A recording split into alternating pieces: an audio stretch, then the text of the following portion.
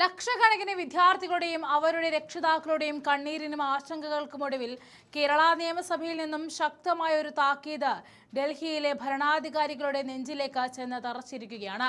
രാജ്യത്തെ ലക്ഷക്കണക്കിന് മെഡിക്കൽ വിദ്യാർത്ഥികളുടെ ഭാവി വെച്ച് പന്താടുന്ന മോദി സർക്കാരിന്റെയും അവരുടെ കീഴിലുള്ള നാഷണൽ ടെസ്റ്റിംഗ് ഏജൻസിയുടെയും പകൽക്കൊള്ളയ്ക്കും അഴിമതിക്കുമെതിരെ കേരള നിയമസഭ ഒറ്റക്കെട്ടായി പ്രമേയം പാസാക്കി കഴിഞ്ഞിരിക്കുന്നു.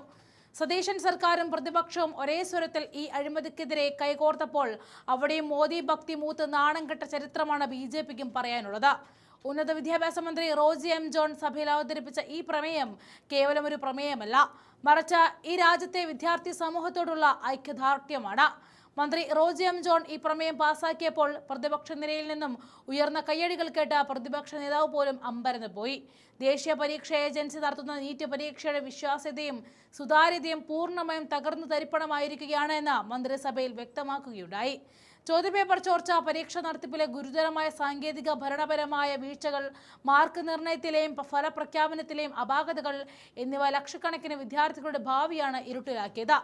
മാതാപിതാക്കളുടെ ചോര നീരാക്കിയ സമ്പാദ്യവും കുട്ടികളുടെ വർഷങ്ങളായുള്ള കഠിനാധ്വാനവും ഒരു കൂട്ടം മാഫിയകൾക്ക് വിറ്റഴിക്കാൻ കൂട്ടുനിന്ന കേന്ദ്ര ഏജൻസികൾക്കെതിരെയും കേന്ദ്ര സർക്കാരിനെതിരെയും ശക്തമായ പ്രതിഷേധമാണ് സഭയിൽ ഉടനീളം ഉയർന്നു കേട്ടത്.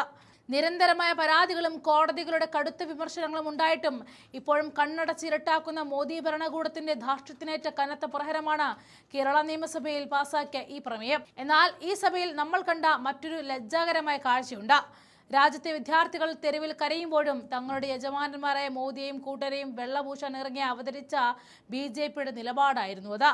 ക്രമക്കേടുകൾക്ക് മൗന അനുവാദം നൽകിയ കേന്ദ്ര സർക്കാരിനെ അഭിനന്ദിക്കണമെന്നാവശ്യപ്പെട്ട് BJP സഭയിൽ ഒരു ഭേദഗതി നിർദ്ദേശിക്കുകയുണ്ടായി.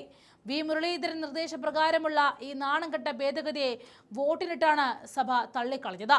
ഇത് കേരളത്തിന്റെ മാത്രം ശബ്ദമല്ല, ഇന്ത്യയിലെ കോടിക്കണക്കിന് വരുന്ന ജനങ്ങളുടെയും വിദ്യാർത്ഥികളുടെയും ആവശ്യമാണ്.